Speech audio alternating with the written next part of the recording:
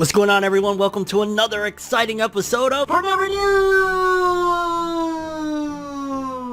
In today's episode, we got some stories to talk about. For starters, it finally happened. I said I wasn't going to report on this anymore until this happened. Demon Slayer has done the unthinkable, the Mugen Train film in particular. If you know, you know, but we're going to get into this. We're going to dive into it because, yeah, this is monumental to close out 2020 with Demon Slayer's just monstrosity of success. Next up, we got a little bit of an update on Kaiju number 8 and its monstrous success as well. We got two big manga that have come to an end. We're going to be diving into that as well. Black Clover fans, very, very awesome news. I think a lot of you are going to be excited, especially with all the slander that's been going on. We're taking W's, baby. We're closing out 2020 Black Clover with major W's. Next on the agenda, we also have remember I talked about it, I want to say it was about a month or so ago, regarding Masashi Kishimoto, creator of Naruto, working on a little crossover art piece. Well, we actually got it and it looks sick, and I'm going to show it to you guys as well. We also got some news from the My Hero Academia author. I believe it was at his latest My Hero exhibition.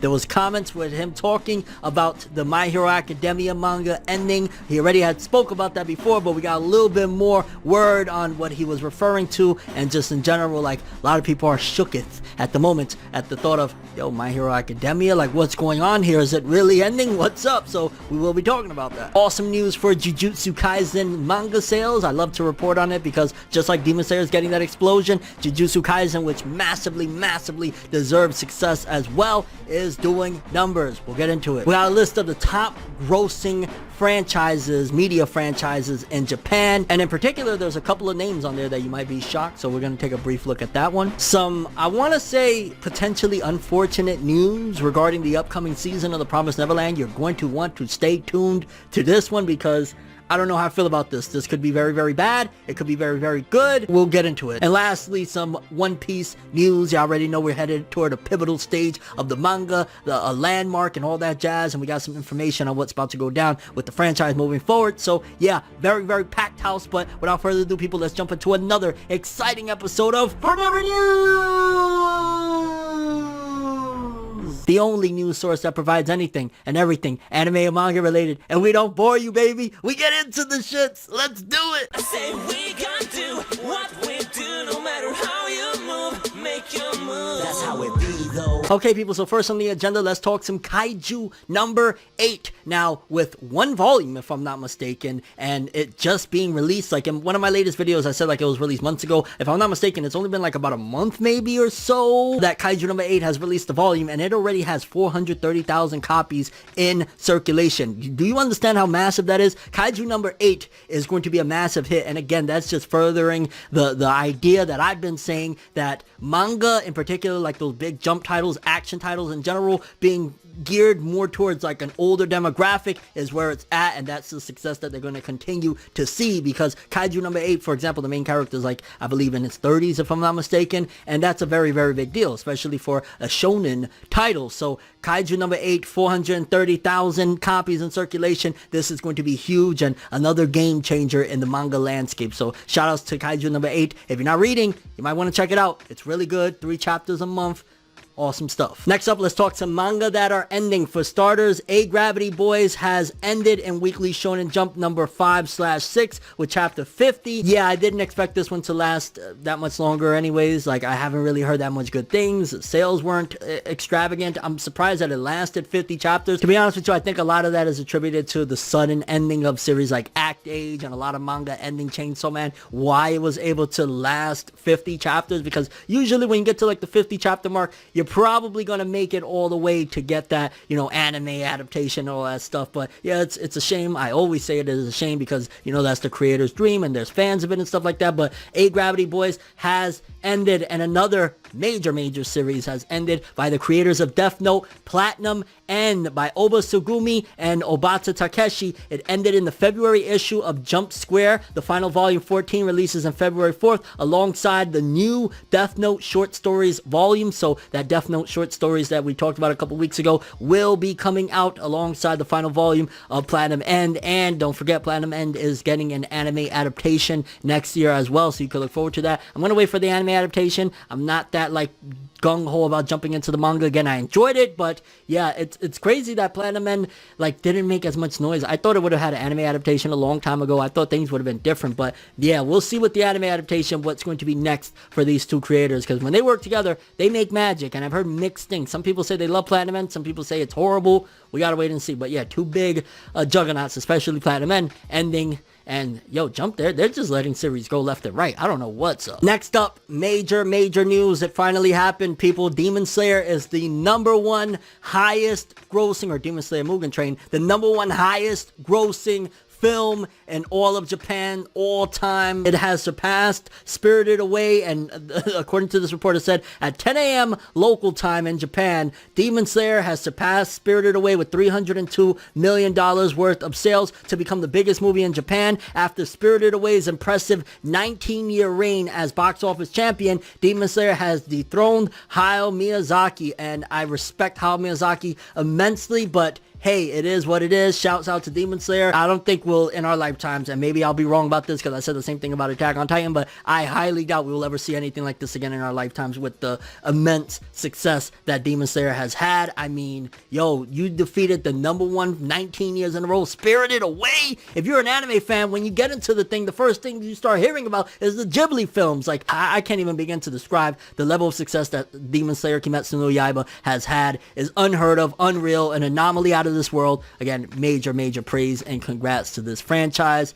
Holy cow, #1, baby. Next up, while we're talking a little more success, apparently Volume 1 of Jujutsu Kaisen has now passed the 1 million copy mark in its lifetime gross since its release in 2018, as well as Volume 2 has also reached the 1 million mile mark as well. Major congrats. Like, honestly, Jujutsu Kaisen, it's looking like I said before, and I'll say it again, I think it's going to be top 3 highest selling manga of 2021. If not, definitely top 5, but I could see it being top 3, maybe even 1 and 2, depending on what's going down. That anime is popping. People are going crazy, baby. Shout outs to Gege Akutami, baby. Next up, like I reported, I want to say it was about a month ago, Masashi Kishimoto, original creator of Naruto, has drawn a crossover little art piece of My Hero Academia and Naruto. And this art piece, I'm not even gonna lie, it's incredible, and it was for Jump Giga. It's of Shikamaru, Naruto, and by the way, this is from their Shippuden era look, with Tokoyami and Deku, and they're like fighting things off and whatnot, and the piece looks incredible. I just really wish, considering that Naruto has become Hokage and all that jazz, I would have loved for it to be like Hokage Naruto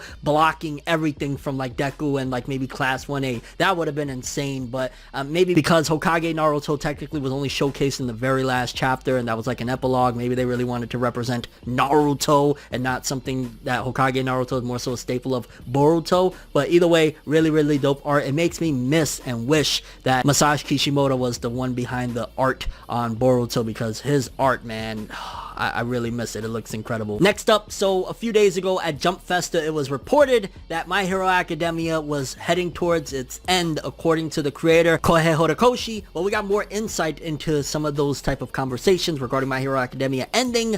Let's read. And this is, of course, from Horikoshi himself. I believe this is regarding the exhibition. He was talking about the series and whatnot, you know, the new exhibition that they got for My Hero Academia as an art exhibit. Well, he was talking about the series, its future, and this is what was said. It is decided that we will be holding the exhibition. Right now, I'm preparing new drawings that can only be seen there. The 3rd movie was announced. When something that you thought would only occur once in your life ended up occurring 3 times, how do you think that would make a person become? It'll make you bow your head down in gratitude towards all directions.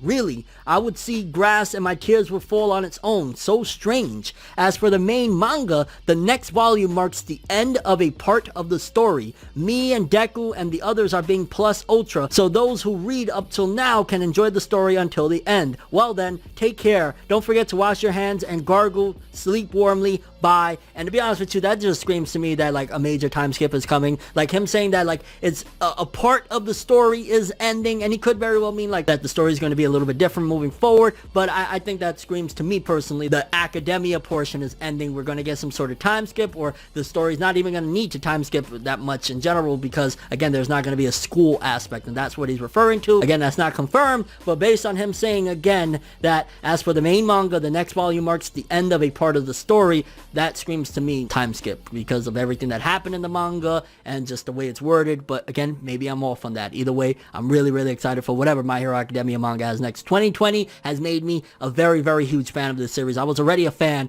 2020 solidified, like, God damn it, I love this story. Okay, people, so I want to say this feels like unfortunate news. This feels like this could be very bad. At the same time, it could be very good. Let's read. It's regarding The Promised Neverland. The Promised Neverland TV anime season 2 will have quote-unquote original scenarios completely supervised by the writer of the series, Kaiju No. So I'm gonna give you my perspective, and this could be off or whatnot, but based on that, I think it's because they're gonna try to wrap up potentially most of the story in this season. I think they're gonna have to cut a lot of things out, and I think it's gonna essentially be like fillerized, which it could work, and I'm gonna tell you why. Most people, not all, there's a lot of people that love it, most people really hated the ending of The Promised Neverland. They say after a certain arc, Goldie Pond, the manga just goes to shit. Most people say that. So I think they're going to try and either wrap it up quickly, cut out a lot of elements. Maybe we might not have certain characters in there. I'm just being honest. Maybe I'm off on that, and if I'm off, I'm off. But it's going to be difficult because, again, the manga got a lot of hate towards the end, and if they're going to do original scenarios, they're probably going to be cutting things out, but then at the same time, filler and original scenarios can make it worse. So I'm very curious to see how this is going to be. This could be a train wreck. This could be for the better. It's very rare that an anime adaptation does better than the manga. Like Yu Yu Hakusho is one of the very few occasions that I can remember of like the anime bodies the manga in several regards. So maybe they could fix what was done with the ending of the manga, the last couple of arcs of the manga, and do something different with what they do. But I don't know. I'm a little worried hearing that original scenarios. What the hell are they talking about? So it was reported in Japan that Black Clover made it to the top 10 most watched anime on Netflix in Japan after 4 days on the platform with only 1 season. That is humongous. I love to see it. Again, haters, you're gonna hate, but it is what it is. Black Clover's doing its thing. Like, yo, major congrats. Like, that is huge for 1 season, not the whole thing or nothing like that. And in 4 days, hitting #1 on the platform, major congrats. Hate all you want, but Black Clover, its anime is very popular. It's a weird situation, right? Like, same thing with Boruto in Japan. It's so weird that the anime counterparts, like, it seems as though Studio Period, as much as we hate on them and we say this and that, they're doing their job. Like, those anime are really freaking popular and loved over there. It's the manga counterparts that it's so bizarre, but major congrats. Black Clover top 10 Netflix. So next up, it was released some of the highest grossing franchises in Japan, and amongst the list, of course, at the very tippy top is Kimetsu no Yaiba. Then there's One Piece at #2, Haikyuu #3. That's a real big shocker.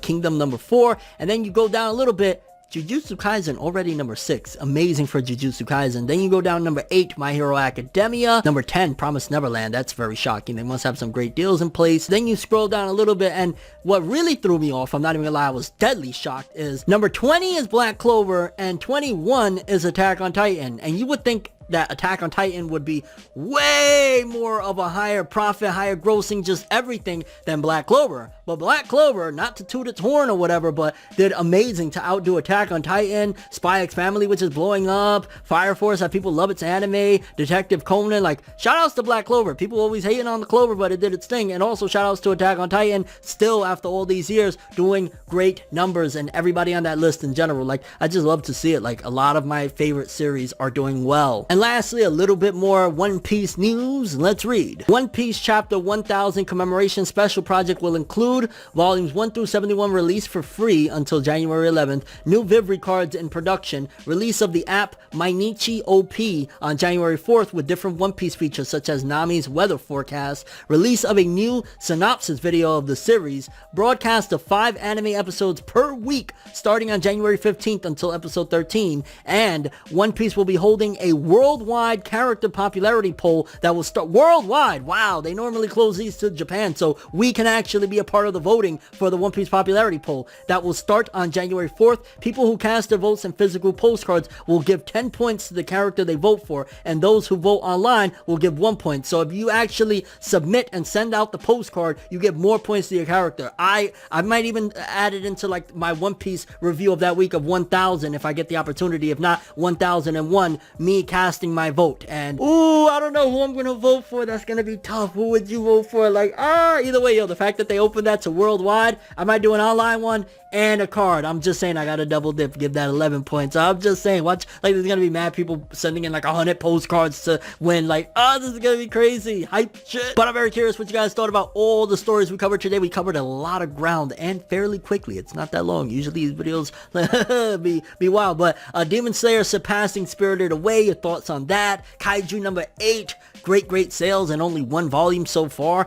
Gravity Boys and Platinum End ending, your thoughts on that? Like, Platinum End, I think it's about time. It went 5 years. It hasn't really gotten that much buzz. I'm hoping that the anime does what it needs to, because again, these two creators are legendary. Death Note, to this day, if they did a new Death Note, it would be extravagantly huge. And also, again, that new Death Note short story is coming out February 4th, if I'm not mistaken. And your thoughts on Black Clover hitting the top 10 anime on Netflix in only 4 days of being out? That is amazing. Naruto creator doing the poster for the crossover of Naruto and My Hero Academia. Again, really awesome art. I wish Kishimoto would draw some more. My Hero Academia author talking about the ending of the series. You think that that is inclining that there's a time skip coming, or just he means in general this portion? Like, what are your thoughts on that? Jujutsu Kaisen, that 1 million per volume of 1 and 2 so far, blowing the hell up. Top grossing media franchises in Japan. Your thoughts on that? Again, Black Clover outdoing Attack on Titan. That's freaking nuts. The Promised Neverland getting anime original stuff, original scenarios, so to speak. What are your thoughts on that? What do you think they're gonna do? You think they're gonna be able to fix the issues that the manga has had plague it in the last couple of arcs? One Piece popularity poll worldwide. Are you going to be voting? Who are you voting for? I need to know. I love it. Please skip to this part if you only want to know about One Piece and tell me, who are you voting for? Any thoughts on any of the stories we covered in today's episode? But that is all I have for this one. Thanks for watching. Hope you enjoyed. If you liked anything I had to say or enjoyed the video, drop me a like. I'd greatly appreciate it. And if you want more from me, make sure to subscribe. Follow me on Twitter, Instagram. Hit that bell to get all notifications. And if you want to follow any of my other social media, links in the description below. I'm ForneverWorld, and as always, people, have an awesome day. And remember the golden rule: anime and manga for life, boy. Have an awesome day. Peace in. And you guys just watched another episode of Forever News. Have an awesome day, people. It's nights like this and times like this that I can give another hit, but I've got this inside a switch.